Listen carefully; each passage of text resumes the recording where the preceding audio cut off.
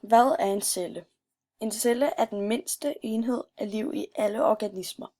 Den kan ikke bare ses med det blotte øje, så man skal bruge et mikroskop, hvis man vil kunne se en celle. Cellerne optager næringsstoffer, og det får de igennem kosten.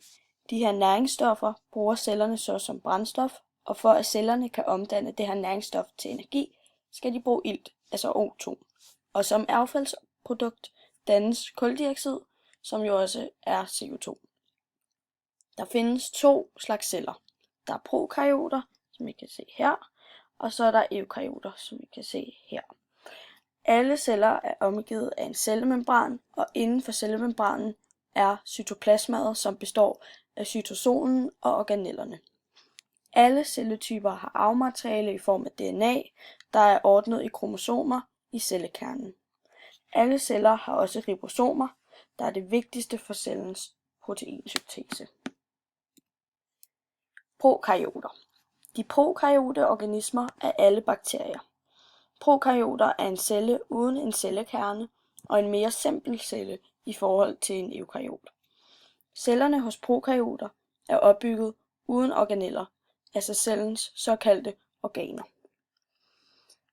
En prokaryots arvemasse flyder frit rundt inde i cellens cytoplasma, som er det herinde i cellen. Cytoplasmaet indeholder også et stort antal af ribosomer, hvor proteinsyntesen foregår. Og disse ribosomer er de her små prikker, du kan se rundt i cytoplasmaet. Der er 2 slags bakterier inden for de prokaryote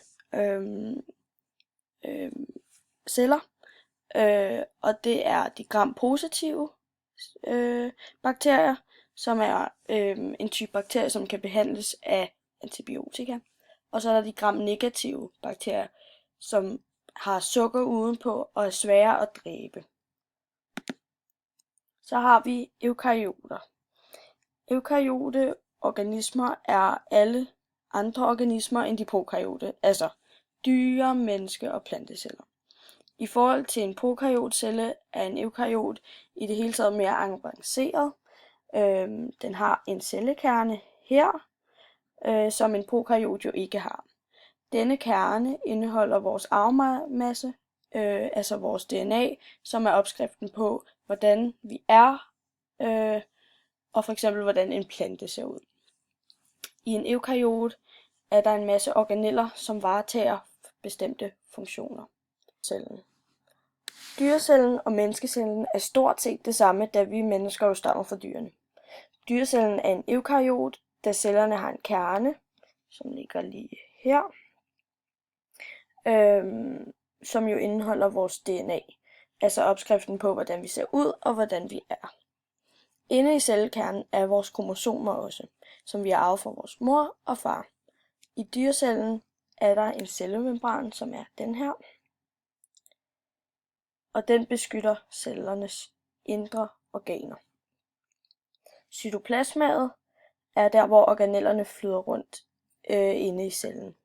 I dyrecellen finder vi også mitokondrierne. Der er de her blå, små, fine ting. Og det er faktisk cellens kraftværk. Altså i mitokondrierne produceres der og leveres der energi til kroppens celler. Energien fra mitokondrierne leveres ved hjælp af ATP-syntesen. ATP-syntesen er cellernes direkte energi, og uden den her syntese vil vi simpelthen ikke kunne leve, fordi vi har brug for ilt til at kunne leve. I ribosomerne dannes der proteiner ud fra RNA-koden, og de kan flyde frit rundt i cytoplasmaet, eller så kan de sidde fast til det ro endoplasmatiske retikulum. Og her er så ribosomerne, de har små prikker, og her er det endoplasmatiske retikulum. Det endoplasmatiske retikulum findes i 2 udgaver, nemlig det ro og det glatte. I det ro endoplasmatiske retikulum dannes der og transporteres der proteiner, og i det glatte endoplasmatiske retikulum dannes der og transporteres der fedtstof. Og det endoplasmatiske retikulum finder vi, ja, som sagt her, lige ved siden af cellekernen. Ribosomerne hægter sig så fast til det ro endoplasmatiske retikulum, og som er her proteinerne så dannes, og de sendes videre ud i Golgi-apparatet, som så færdiggør den her proces og sender det så ud i vores krop. Plantecellen. Her har vi så en plantecelle.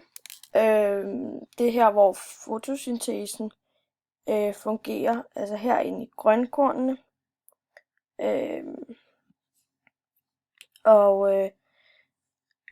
Det er her, hvor der dannes kulhydrater med sollys som energikilde, kuldioxid og vand, altså H2O som råstoffer, og det kaldes fotosyntesen. Derudover har vi en cellemembran, som vi jo også har i dyrecellen, og det er for at beskytte cellens indre organeller.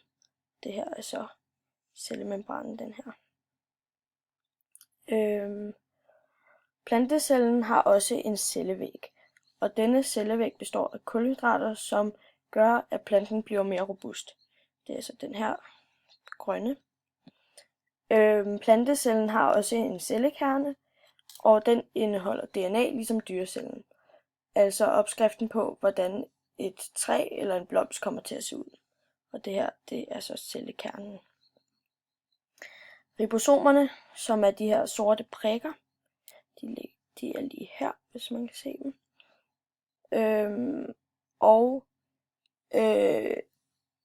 De laver proteiner, som er med til at bygge planten op. Vakuolen, som er det her kæmpe saftrum, hvis man kan kalde det, ligger lige her, som sådan en stor blå ting. Og det er ligesom plantens mad. Her bevarer den mad til længere tid. I mitokondrierne, der er de her røde dimser,